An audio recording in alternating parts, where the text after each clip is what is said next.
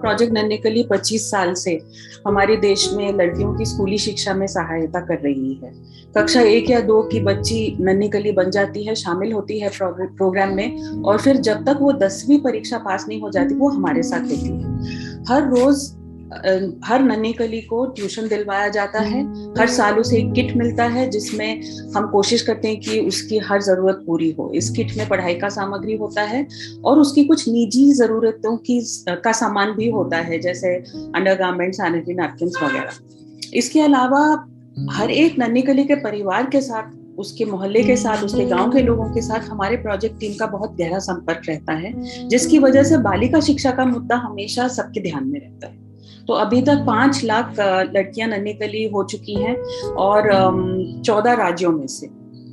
तो जैसा कि आपने कहा, अभी कोविड के चलते लॉकडाउन हुआ और सब जगह स्कूलें बंद हो गई महीनों तक। हमने लेकिन नन्ही कलियों की पढ़ाई में रुकावट नहीं आने दी। हमने वीडियो ग्रुप कॉल्स के जरिए अपने ट्यूटर्स की ट्रेनिंग जारी रखी। व्हाट्सएप पर नोट्स और वर्कशीट्स उनके पास पहुंचाते हम गए, और फिर ये जो ट्यूटर्स हैं अपने गांव की जो नन्ही कलियां हैं उनसे मिलकर उनके घर पे जाकर, ताकि ज्यादा बच्चे एक जगह ना इकट्ठे हो, उनको पढ़ाने लगे। उन तक टैबलेट्स पहुंचाए, इलेक्ट्रॉनिक डिजिटल टैबलेट्स, जिसके जरिए हमारी लड़कियों की पढ़ाई जारी रही और कोई रुकावट नहीं आया।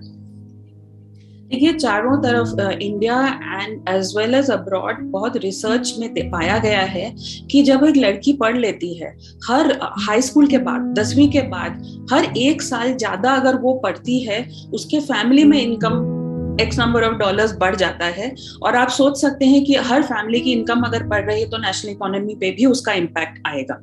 ये भी रिसर्च में देखा गया है कि जब एक लड़की पढ़ लेती है एक्स्ट्रा हाई स्कूल के बाद 3 साल 5 साल, मतलब ग्रेजुएट हो जाती है, अगर वो नौकरी करने लगे तो और भी अच्छा, लेकिन अगर नहीं भी करे फिर भी देखा जाता है कि वो अपनी फैमिली के वेलफेयर पे बहुत ज्यादा फोकस करती है। बच्चे उसके कम मेलनरिश्ड होते हैं, उसके बच्चे ज्यादा पढ़ते हैं, और उनके फैमिली जनरली उनका हेल्थ बेटर होता है। हर लाइवलीहुड अपॉर्चुनिटी, हर जो गवर्नमेंट का स्कीम उनके चारों तरफ है, उसके बारे में उसकी जानकारी होती है और वो अपने फैमिली के लिए उसको यूज करते हैं। बच्चों के हेल्थ पे इम्पैक्ट पड़ता है, ये तो रिपीटेडली हर सर्वे में देखा गया है। हम लोगों ने भी न्यूट्रिशन सर्वे 10 साल पहले किया था, और सरकारी जो न्यूट्रिशन सर्वेज है उसमें भी देखा गया है। चाइल्ड न्यूट्रिशन जब हम देखते हैं, वो बच्चे ज्यादा, उनकी न्यूट्रिशन स्टेटस अच्छी होती है, वो कुपोषित नहीं होते हैं अगर उनकी माएँ जो हैं पढ़ी लिखी हों।